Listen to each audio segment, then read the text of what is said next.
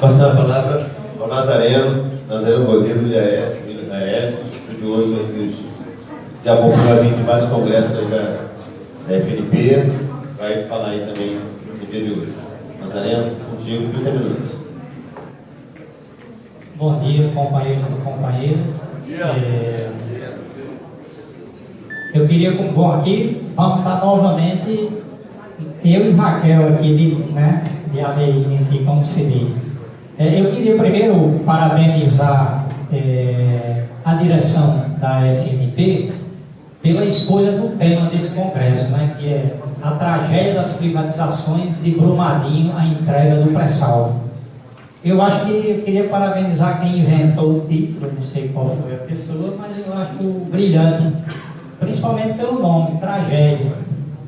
Às vezes quando fala o nome tragédia, as pessoas se assustam, E diz, Maria, o mundo vai se acabar, mas não é verdade, porque a tragédia, com toda a maldade que ela traz, a única vantagem é que ela mostra a realidade tal qual ela é, sem Photoshop. E Brumadinho é a expressão do que é o capitalismo. O capitalismo é destruição e morte. E essa tragédia que era anunciada, ela tem que ficar marcada na cabeça de todos nós. Foram 350 operários e operárias mortos nessa tragédia, certo? O capitalismo, ele continua matando gente todos os dias, certo? Então, essa tragédia, ela revela o que é o Brasil, se a gente quiser ver.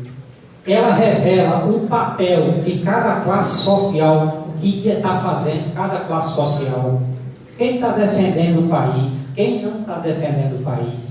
Então, a tragédia, somado com o que está acontecendo no pré-sal, ela revela o Brasil tal qual é. Então, nós temos que buscar esse Brasil tal qual é, sem o Photoshop da imprensa, toda a beleza que mostram para nós a cara feia da morte. Bom, falando em cara feia da morte, a privatização, ela demonstra qual é a vontade do capitalismo e como a privatização leva à destruição. 1990 foi um marco no Brasil e no mundo, porque surgiu o neoliberalismo, uma nova ordem mundial capitalista, conhecida como globalização. Ela se baseou em privatizações, recolonização dos países atrasados, superexploração da classe trabalhadora e destruição da natureza. Essa é a nova cara do capitalismo no século XXI. Tá? Só que esse bolo envenenado, ele foi apresentado com um lacinho todo bonito, todo enfeitado, parecia um bolo de chocolate. Mas, na verdade, o bolo era de outra coisa, mas eu não posso nem dizer aqui o que era esse bolo.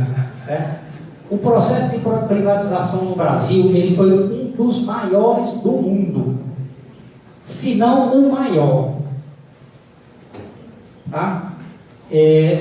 Para que passasse essa proposta de privatização, eles tiveram que previamente fazer o sucateamento das empresas, ou seja, deixar de investir nas empresas, e a partir das debates, da crise das empresas, eles diziam, está vendo? É ineficiente, não serve, tem que privatizar. Então, o trabalho prévio foi o sucateamento, não investir na empresa, certo? Segundo lugar, o que é que eles diziam para convencer a população da privatização?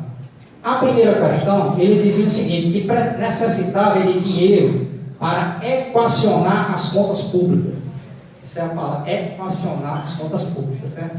E, na verdade, é para pagar a dívida que o governo tem, certo? Trocando em miúdos. Então, o montante arrecadado até o ano 2000, com as privatizações no Brasil, que foram muitas empresas privatizadas, a mineração, a siderurgia, as telefônicas, uma parte da eletricidade, todo o parque industrial básico que qualquer país se desenvolve, ele foi todo privatizado, certo? Exceção da Petrobras, porque a população não deixou, certo? E algumas poucas empresas. Então, o valor total arrecadado foi 88 bilhões de dólares, com todas as empresas vendidas no Brasil até 1990, que foi o grosso das privatizações. A dívida, naquele momento, era de 300 bilhões de dólares. Então, vendeu 88 e a dívida 300 bilhões. Certo? Então, você deveria dizer, bom, então pelo menos 40% da dívida foi debelada. Não é verdade. Não diminuiu um centavo a dívida, e para vocês terem uma ideia, essa dívida teve um crescimento tão grande, e de 300 bilhões, ela hoje, no Brasil, ela é 6 trilhões de reais. Não é mais 300 bilhões. Certo? São 20 vezes mais do que o que seria naquele período, hoje, a dívida no Brasil. Em seguida, eu vou desenvolver o que nós pagamos nesses anos todos, em 20 e tantos anos, que nós pagamos de dívida. A primeira questão era pagar a dívida. Mentira total. Certo? Depois nós vamos ver que hoje em dia também a argumentação é praticamente a mesma. A segunda era que o seguinte, era quebrar o monopólio estatal, porque o monopólio estatal é ineficiente e a concorrência privada permitiria o desenvolvimento, o investimento e a diminuição das tarifas. Até hoje a gente está esperando diminuição de tarifa e não diminui. Por exemplo, os telefones é tão complicado que se você ligar de uma operadora para outra, você nem consegue falar, porque você diz, oi mãe, aí você vê a moeda caída assim, R$1, R$2, R$3, eu estou bem, né? Já deu 4, 5 reais, 6 reais, é tão caro, e não existe esse negócio de que diminuiu, nenhuma tarifa no Brasil diminuiu com a privatização. Bom, vamos pegar o exemplo da Vale, porque a Vale ela foi simbólica naquele momento, tá? Então, a privatização da Vale, ela foi 3 bilhões de dólares, ela foi vendida em 97, certo? 3 bilhões de dólares. Só que de 2000 a 2017, a empresa teve um lucro líquido de 86 bilhões de dólares, de 2000 a 2017. Era uma empresa altamente rentável, certo? E ela sozinha, o lucro só dessa empresa, arrecadou o lucro líquido dessa empresa, arrecadou um montante de tudo que foi arrecadado com as empresas vendidas até 1990. Só o lucro líquido da Vale juntou o mesmo tanto das privatizações. Vocês têm uma ideia da falsidade do argumento de privatização. Porque se ela fosse estatal, ela teria rendido o mesmo valor, só a Vale. Teria rendido o valor que foi arrecadado com as privatizações. A venda, todo mundo sabe, foi uma falcatrua. E, aliás, quem botou o preço de 3 bilhões de dólares foi o Bradesco. E o Bradesco foi quem comprou uma parte da Vale. Isso era proibido na lei de privatização. Então, isso foi uma improbidade administrativa. Inclusive, Lula, quando entrou, podia prender Fernando Henrique Cardoso por causa disso e manchar a privatização da Vale. Por quê? Porque não pode ser que quem bota o preço é quem compra. Porque a Vale valia, pelas contas que nós fizemos, por volta de 100 bilhões de dólares. Foi vendido por 3 bilhões. Entende? Quer dizer, essa foi uma falcatrua terrível que aconteceu. Então, a privatização da Vale, 22 anos depois, primeiro ela teve uma demissão de 12 mil operários na Vale, né? Certo? A privatização levou a Brumadinho. É consequência lógica e direta. E a privatização, ela interessa apenas o lucro privado. Então, o lucro que é o quê? 86 bilhões, que é o lucro, é o que interessa para os donos privados da empresa, que são a maioria internacionais. Mas o que interessa é esse dinheiro. Eles não estão interessados em Brasília, Rio São Francisco, Rio Paraupeba, se é uns pobres que desceram na lama, se a sua é uma tragédia, eles não estão ligando para isso não, eles vivem em Nova York. boa parte deles, não quer nem saber de pobre, nós, esses brasileiros, não sabe nem se tem elefante no meio da rua. Então, esse crime é diretamente na conta da privatização, certo? E das mentiras que, no caso, foram feitas. Então, trazendo para os dias de hoje, a mentira é a mesma. Qual é a mentira? Não, nós temos que pagar a dívida, equacionar as contas públicas e nós temos que abrir para a concorrência privada. Por quê? Aí, no caso, as refinarias para poder baixar o preço. O preço está muito alto. Sendo que eles que aumentaram o preço a nível internacional para justificar a privatização. O Paulo Guedes, ele é muito fácil dar um checkmate nele, porque ele quer arrecadar 20 bilhões de dólares em 2019. Esse ano, 20 bilhões de dólares, ele quer arrecadar. Então, eu fiz uma conta que é o seguinte: qual foi o lucro líquido das 6 principais empresas estatais em 2018? Sabe quanto foi? 18 bilhões de dólares. Então, não precisa vender empresa nenhuma para arrecadar 20 bilhões. Só no ano de 2018, 6 principais empresas estatais tiveram lucro de 18 bilhões. Vocês entendem que não tem nada a ver com o que ele fala, não tem nada a ver com a vida real? Se ele quer 20 bilhões, já está aqui na mão dele, porque já caiu. É lucro líquido, não é a arrecadação dessas 6 maiores empresas. Estou falando de 6 maiores empresas, são 137 empresas que tem. Então, se as privatizações não tiveram o motivo que eles falam, qual é o verdadeiro motivo então da privatização? Porque aí nós temos que buscar as razões da privatização.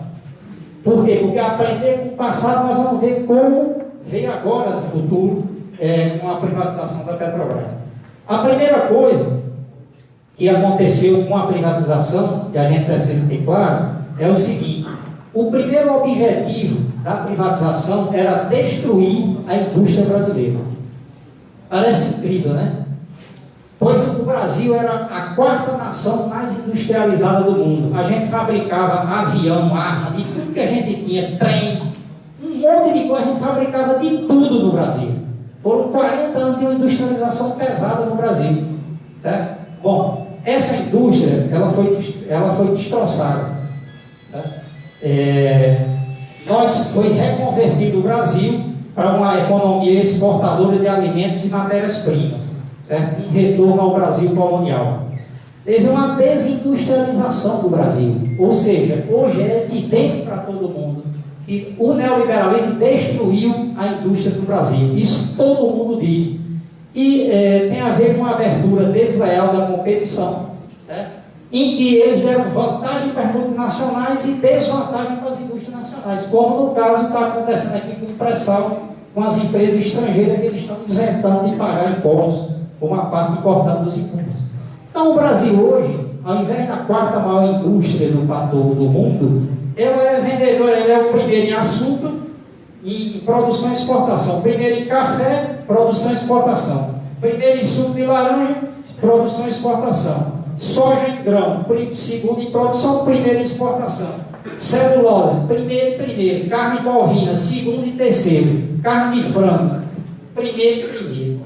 Então nós somos agora, o quê? Produção de açúcar, só completou agora com carne, né? Que ela vai para fora, mas não vem para nós bem, que às vezes carne a gente não consegue comer. Mas o Brasil se tornou um país de economia colonial, produção de alimentos, e se tornou o celeiro do mundo. Porque essa foi a determinação do neoliberalismo, tornar a China a indústria do mundo e o Brasil, junto com a América do Sul, o celeiro do mundo. Então nós estamos para fornecer alimentos, matérias-primas, energia para o desenvolvimento do mundo. Essa história a gente conhece, porque nós temos 500 anos, nós temos know-how nessa história. Nós somos especialistas, faz 500 anos que nossa riqueza vai para fora e nós vamos ficando aqui só com a destruição e a miséria do nosso país. Nós temos 350 anos de experiência de escravidão, que tirou todo o ouro de Minas Gerais e terminou nos cofres dos bancos da Inglaterra. Certo? Mas não foi só o ouro que levaram toda a nossa vida em 500 anos. Um genocídio indígena, a destruição de gerações e gerações de negros e negras escravizadas que vieram para cá. essa é a primeira questão, então. Destruição do Brasil, um retrocesso, nós voltamos a uma economia de cunho colonial. A segunda questão, a desnacionalização da indústria brasileira. É impressionante o que ocorreu nos últimos 20, 30 anos com a desnacionalização da economia brasileira. Porque é o seguinte, para vocês terem uma ideia, o setor de eletroeletrônico, 100% é empresa multinacional. A autoindústria, 92% é multinacional. A indústria digital, 88%. Petroquímica, 79%. Siderurgia e metalurgia, 68%. Bens de consumo, 62%. Farmacêutico, 50%. Os grandes bancos internacionais, eles dominam 57% do sistema financeiro brasileiro, porque eles têm mais da metade do que é o do Itaú, as ações do Itaú. Eles têm no Bradesco 23% e 30% das ações do Banco do Brasil está na mão do estrangeiro. As multinacionais dominam o agronegócio no Brasil e até a Petrobras, que é uma estatal, né? Ela tem 36% das suas ações em mãos de estrangeiros, lá em Nova York. Tá? Depois nós vamos ver a importância disso para a privatização. Então, essa desnacionalização, o cara diz, não, mas isso aí não é nada não, é bom porque veio as empresas e desenvolveram o Brasil. Não, companheiro, não desenvolveram. Pra vocês terem uma ideia, essas empresas, elas remeteram 205 bilhões de dólares entre 2008 e 2016. Depois da crise, 8 anos, eles mandaram 205 bilhões de dólares que tiraram do Brasil, não investiram nas empresas aqui para levar para os Estados Unidos e para fora, os bancos, os donos dessas empresas multinacionais. 205 bilhões. Veja que a privatização foi 88 bilhões que arrecadou, tá certo? E foi uma desnacionalização. Só em 8 anos eles mandaram 3 tantos do que foi a venda dessas empresas, mandaram para fora, remeteram para suas matrizes. Bom, eu vou dar um exemplo de uma empresa, porque é muito importante, para que vocês entendam o que significa a destruição e por que a desnacionalização leva à destruição. As empresas que compraram o Parque Industrial Brasileiro são empresas que chamam Fundo de Investimentos. Certo? Que, na verdade, são os grandes bancos internacionais que montaram uma parte que a gente chama de fundo abutre. Certo? O mais famoso dele chama BlackRock. E esse BlackRock, ele é do Barclays e da Merrill Lynch, que são dois grandes bancos internacionais. Esse BlackRock, ele é dono de meio Brasil, só que ninguém sabe. Esse BlackRock, ele movimenta um valor de 6,3 trilhões de dólares comprando empresas no mundo. Compra, fecha, vende, pega dinheiro, leva e tal. 6 trilhões. É 3, 4 vezes o PIB do Brasil. Ela movimenta sozinha esse BlackRock, esse fundo de investimento. Ele é fundo, o seu serviço qual é? É destruir. Você imagine esses fundos de investimento é como se fosse uma nuvem de gafanhoto. Você imagina uma nuvem de gafanhoto andando no mundo e ele vai passando e vai comendo as folhas verdes que tem, que na verdade é a riqueza do mundo, e eles vão comendo e levando para o seu cofre. E fica nos Estados Unidos, ou na Inglaterra, ou nos países ricos. Esse BlackRock, ela é dona de meio Brasil. Eu vou só dizer as empresas do Brasil que eles são acionistas, que esse BlackRock é acionista por peso. Petrobras, Vale, Itaú, Bradesco, Banco do Brasil, Light, Selig, AES, Elétricos de todo o país, PDG, que é a grande construtora, Cirela, MRV, Duratex, Telefônica, Vivo, Contax, Telemar, BR Foods, Embraer, Souza Cruz, etc. Esse BlackRock, ele é mandante em parte importante dessas empresas. Certo?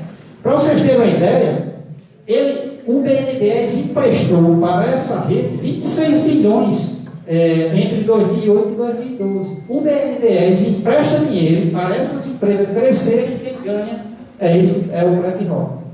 Certo? Agora, o seu serviço é o quê? Ele bota 5% na Petrobras para levar o dinheiro da Petrobras. Só que eles determinam o quê? Eles determinam a governança da empresa. Isso é o que explica porque na Petrobras, quem manda na Petrobras não é um técnico do petróleo, é banqueiro, é Dendini. Dendini é o quê? Banqueiro. Depois o que vem na frente, depois dele, é o quê? Era um parente, banqueiro. E depois quem veio? É o Bob White, né? Esse Bob White é o quê? É banqueiro. Não pode falar nesse horário. Hein? Não pode responder nesse horário. É impróprio. O horário é impróprio. Ah, então perdão. Eu nem falei o nome dele para trazer para as pessoas não saberem. Então veja, o serviço desse BlackRock é destruir. Gravem essa palavra, destruir. Ela é muito importante. O exemplo da Embraer. A Embraer é a única empresa do Brasil que produz produto de alta tecnologia, avião, exportação, etc. Acabou de ser vendida para a Boeing por 3 bilhões de dólares. Certo? Ela vai se tornar o quê? Uma produtora de peça para a Boeing, uma subsidiária da Boeing. De disputa que teria que ter com a Boeing, ela passa a ser uma apoiadora.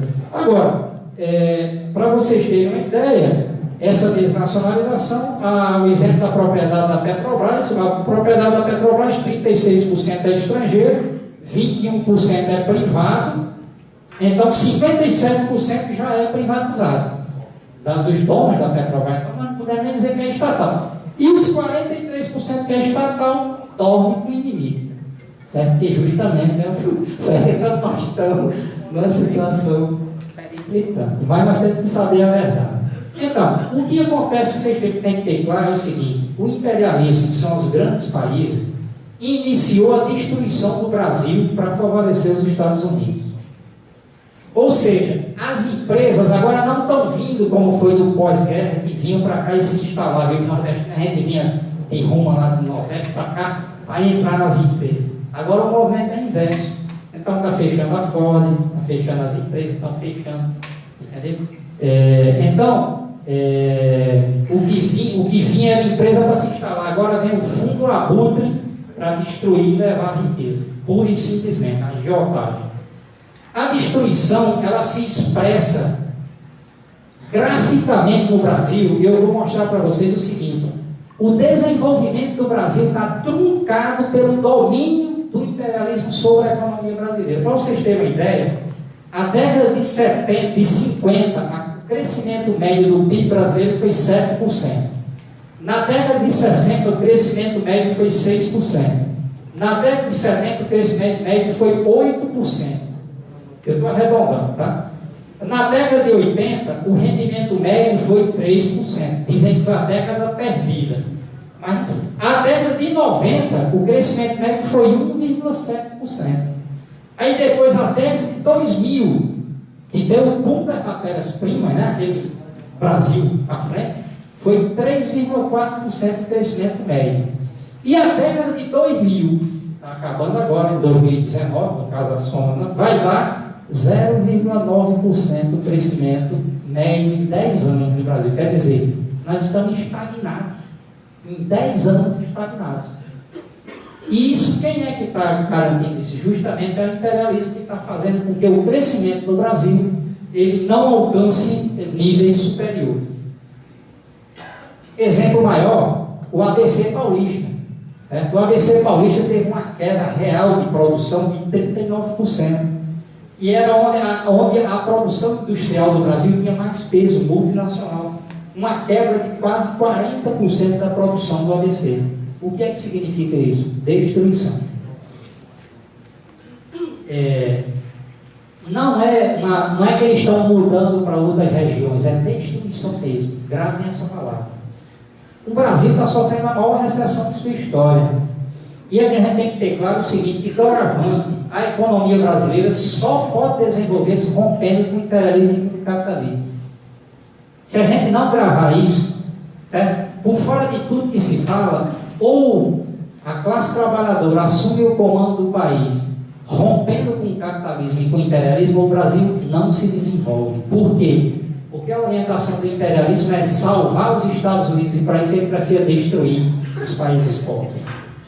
Uma prova para vocês, se vocês quiserem, não tem como eu desenvolver com muito tempo, dessa destruição.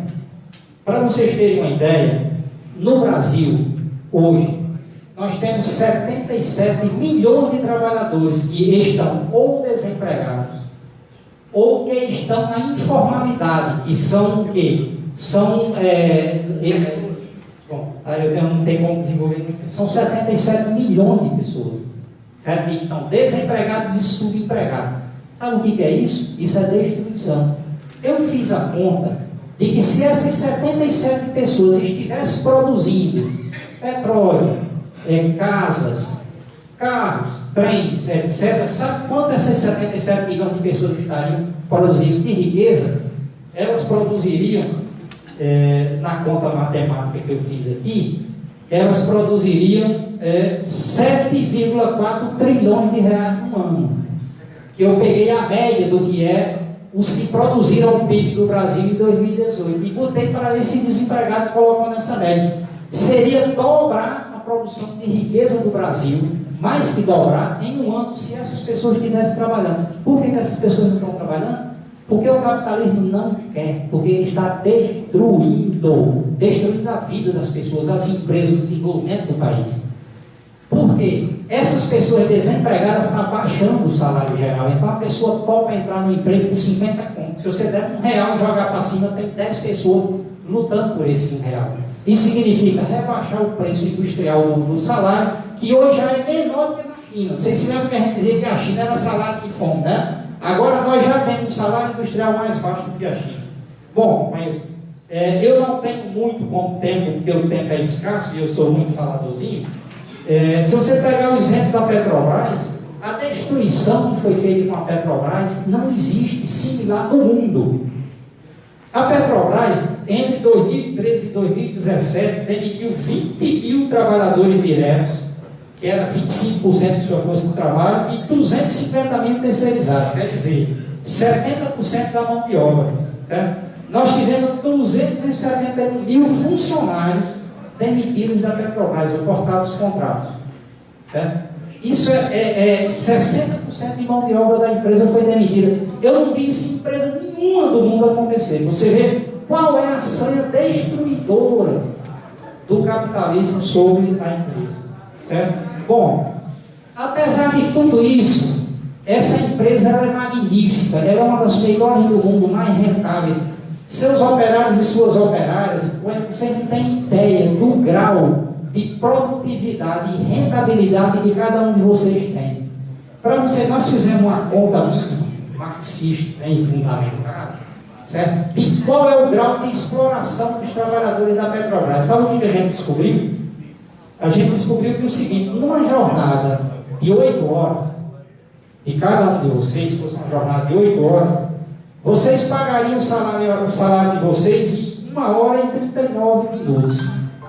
O restante das 8, até completar 8 horas, vocês trabalham de graça para os acionistas da empresa. Certo? Seriam 6 horas e 21 minutos, vocês trabalham de graça todos os dias, se a jornada fosse essa. Todos os dias vocês trabalham de graça para BlackRock, etc, etc, etc. 6 horas e 21 minutos. Tá? Bom, então para você ter a ideia da rentabilidade do que é a produtividade que tem os petroleiros no Brasil. Bom, então, a destruição do Brasil e da Petrobras é para quê? É para favorecer as multinacionais. Certo? Simples como isso. O Brasil, celeiro do mundo, Petrobras deixa de ser uma grande empresa integrada. Por quê? Porque eles não querem a Petrobras disputando com as grandes empresas internacionais. Certo? E também são BlackRock, é dono delas também. Está entendendo? Eles querem o Brasil fornecendo óleo cru. Essa é a linha, essa é a orientação do BlackRock. Óleo cru. E de preferência que seja no novinho das multinacionais. Certo? Bom, eu não tenho então veja, é uma destruição importante e em nome de grandes ricos, de grandes bancos. Para vocês terem uma ideia, 5% dos mais ricos do Brasil concentram uma fatia de 95% da riqueza. Então, do que toda a população produz, 5% toma de conta de 95%. Certo? Essa é a concentração um punhado de bilionários parasitas dominam o Brasil, estão destruindo o Brasil. Essa economia brasileira, eu vou acelerar agora porque o tempo está acabando, é o seguinte: a economia brasileira está centrada na especulação, na dívida. Essa dívida, resumindo, eu disse que era 300 bilhões com Fernando Henrique Cardoso, né? Aí, Fernando Henrique Cardoso pagou nos 2 mandatos 6 trilhões. Lula pagou 5,7 trilhões entre 2003 e 2010. Dilma pagou 7 trilhões. Temer pagou 2 trilhões.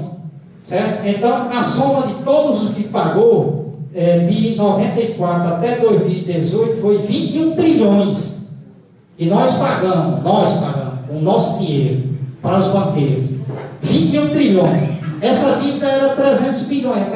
Já estaria paga muitas vezes, certo? Não. Sabe quanto é que a dívida está? 6 trilhões. Ela nunca diminui. Todo ano nós estamos pagando 1 trilhão de reais do orçamento público, que é a metade de todo o dinheiro que o governo tem, para pagar esses banqueiros. Então, não tem como o nosso país desenvolver. Todo o nosso país está sendo sugado pelos fundos abutres e pelos banqueiros pelo outro lado de uma dívida. Não tem como desenvolver. É destruição e rapinagem pura e simples. Eles estão dizendo agora que tem que privatizar para equacionar, para pagar essa dívida. Mentira. Para vocês terem uma ideia, se somar o valor de mercado da Petrobras, Banco do Brasil, BB Seguridade, Eletrobras e a BR Distribuidora, o valor de mercado é 437 bilhões. Sabe que isso não paga nem os juros de um ano. Então você vai vender todas essas empresas, não paga nem os juros de um ano. É jogado no saco sem fundo. Certo? A Embraer, que foi vendida por 3 bilhões de dólares, ela é 1% dos juros do que paga em um ano. Vocês terem uma ideia. Certo? Então, concluindo, eu dizia o seguinte: nós chegamos no estágio da crise do capitalismo brasileiro em que o lucro é sinônimo de destruição. Gravem isso. O lucro é sinônimo de destruição. Antes ele ainda trabalhava investindo para pegar uma parte menor, uma parte maior ia para o imperialismo, uma parte menor ficava com a burguesia nacional. Agora, na verdade, eles estão fazendo um roubo puro e simples, agiotagem e destruição da economia brasileira. E tudo isso é provocado pelo domínio do Brasil pelo imperialismo, especialmente pelo imperialismo norte-americano. Então, vocês vejam, quando a gente vê acontecer Brumadinho, é porque Brumadinho é a expressão do capitalismo nessa fase como que nós estamos agora, colonial, certo? E essa é a cara do capitalismo do Brasil e não vai melhorar, ela vai piorar essa situação em esse povo dominando o negócio. Então, por exemplo, a venda da Embraer, que é a destruição do saber nacional, né? Porque isso é estatal e nós construímos isso com décadas e décadas de experiência de engenheiro, etc. e tal, que foi a tecnologia dessa empresa nacional, certo? A venda do pré-sal para multinacionais, que vocês conhecem bem. Então, veja, essa burguesia nacional, ela é uma capataz, ela está atuando como capataz dos grandes poderes internacionais, tá certo? Então, isso é o que explica que nenhum dirigente burguês do país defende nem a economia brasileira, nem as estatais, nem nada. Tem uma ou outra figura que pode defender, mas nenhum defende a Petrobras, não defende nada. Certo? Então, veja, e por isso que o setor dessa burguesia está flertando com Bolsonaro. Teve um dirigente do Sindicato Unificado que disse o seguinte, que era uma insanidade, que devia botar o Bolsonaro no hospício. Eu acho que a gente tem que ser muito mais consciencioso com as palavras. Porque é o seguinte, a burguesia, ela está flertando com o Bolsonaro, sabe por quê? Porque olha só o que o Bolsonaro falou lá nos Estados Unidos, presta atenção, ele disse, abre aspas, o Brasil não é um terreno aberto onde nós iremos construir coisas para o nosso povo. Nós temos que desconstruir muita coisa. Certo? Desconstruir, na minha terra, não sei se no sul é diferente, na minha terra é destruir. Mas ele encontrou uma palavra menos ofensiva, tá certo? Então veja, ele disse com todas as palavras, ele foi dizer lá nos Estados Unidos. E justamente a orientação deles é destruir. Então veja, Bolsonaro ele não propôs construir nada, só destruir. Não é uma insanidade. Ele é produto das contradições do capitalismo colonial brasileiro em fim de carreira. Tá? Então veja, a gente tem que ver porque é o seguinte, para destruir esse país, que foi construído 50, 70, 500 anos que levou para construir isso aqui, só consegue destruir com a força bruta. Por isso que ele tem esse projeto. Isso não quer dizer que ele vai conseguir, né? Você vê que parece que a Damares pediu para subir na goiabeira para falar com Jesus, porque parece que está na notícia de hoje. Eu não sei se é verdade ou não. Bom, para me encerrar mesmo, gente, porque a mesa já está com raiva de mim, qual a saída estratégica? Qual a saída nossa? Então é o seguinte, primeiro, é uma crise de grandes proporções. Tenham atenção a isso. Crise de grandes proporções. Não vai ser resolvida com remendos. Tá certo? Então tem que pegar o touro pelos chifres. Cabe a nós, a classe trabalhadora, resolver o problema do Brasil. Não cabe a ninguém, não dá para terceirizar. Tá certo? Então, vamos saber primeiro, para retomar o crescimento da indústria e reempregar 77 milhões de pessoas, isso é uma guerra com os Estados Unidos. É uma guerra com os Estados Unidos. Para você parar de pagar a dívida, certo? Essa dívida de 6 trilhões, parar de pagar os banqueiros, isso é uma guerra com a burguesia parasita nacional. Então é uma guerra de classe, certo? Só quem pode garantir um projeto desse aqui de crescimento do país, desenvolvimento do país, é a classe trabalhadora. É a única classe que não quer destruir nada. Ela que constrói tudo com seu esforço, certo? Então isso é muito importante, porque só a unidade da classe trabalhadora e o povo brasileiro, os seus sindicatos, as centrais sindicais, em luta é que pode garantir salvar esse país, certo? Que é uma independência de classe. E a população brasileira, ela defende as estatais, porque 67% diz que não quer privatizar as empresas estatais e nem a Petrobras. Só a classe trabalhadora é que defende a empresa. Então veja, esses grandes temas não vão se resolver por eleição. Precisa de uma união na luta, como foi definida a greve geral agora, que vai unir todas as centrais sindicais, federações, uma luta de classes na rua, com insurreição, com revolução, porque isso é o que pode mudar o país e salvar o país. Alguns companheiros pensam que talvez devessem falar que os militares, por exemplo, pudessem resolver o problema porque eles são nacionalistas. Não creiam nisso. Se vendeu a Embraer para a Boeing e os militares aceitaram. Outros companheiros e companheiras creem que talvez o Ciro, por ser nacionalista, resolva o problema.